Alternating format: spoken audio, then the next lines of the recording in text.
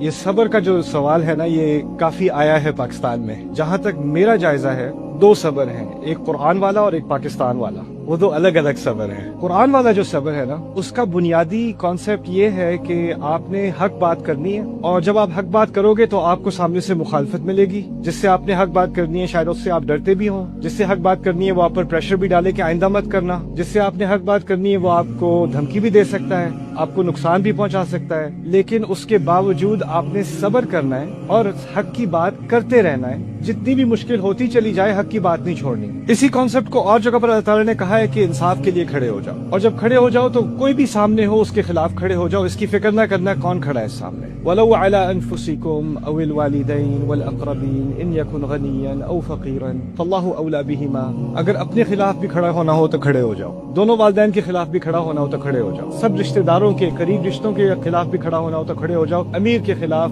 غریب کے خلاف، پہلی پرائیورٹی اللہ تعالیٰ کی ہے. اللہ کی خاطر کھڑے ہو جاؤ. اور یہ کھڑا ہونا آسان کام نہیں ہے. اس کے لیے بڑی آپ کو سٹیمنا چاہیے ہوتا ہے. اس سٹیمنا کا نام، اس کے ناموں میں سے ایک بڑا نام قرآن میں صبر ہے. لیکن پاکستان والا صبر ذرا مختلف ہے. پاکستان والے صبر میں ہے غلط بات ہو رہی ہے، آپ اس کو خاموشی سے برداشت کر رہے ہو، پھر آپ کسی سے جا کے کہتے ہو کہ یہ غلط بات ہو رہی ہے، میں کیا کروں؟ بیٹا صبر کرو. یعنی حق کی بات مت کرو، خاموشی میں صبر کرو. قرآن جو واضح الفاظ میں کہہ رہا ہے وَتَوَاصَوْا بِالْحَقِّ وَتَوَاصَوْا بِالصَّبْرِ، سب کو یاد ہے. لیکن ہم نے جو صبر بنایا نا، وہ ہے إِلَّا الَّذِينَ آمَنُوا وَعَمِلُوا الصَّالِحَاتِ وَتَوَاصَوْا بِالصَّبْرِ. میں تھوڑی سی بیچ میں اسکپ ہو جاتی ہے بات. یہ نہیں کہا حق کی بات نہیں کرنا، یہ باتیں مت کرنا، اس سے بڑی مصیبت ہوگی. بس تم صبر کر لو، ہم نے بھی صبر کیا تھا، تم بھی صبر کرو. اللہ تعالیٰ تبدیلی لائے گا. اللہ تعالیٰ نے جو تبدیلی لانے والا نظام بنایا نا اپنا، وہ یہ ہے کہ پہلے حق کے لیے انسان کھڑا ہوتا ہے، پھر اللہ کی مدد آتی ہے. اور اس کی مدد کے آنے تک آپ نے حق کی بات کرتے رہنے ہیں اور حق کے ساتھ کھڑے ہوتے رہنا ہے. پھر آخر میں جب اللہ دیکھے گا کہ آپ اس کی مدد کے مستحق ہو، پھر مدد آتی ہے.